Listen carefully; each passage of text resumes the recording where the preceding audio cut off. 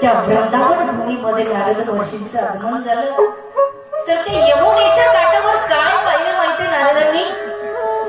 एक स्त्री बसलेली आहे, तरुण आहे, आणि तिच्या मांडीवर डोकं ठेवून दोन वृद्ध पुरुष मूर्छित अवस्थेत पडलेले, बेहोश आहे.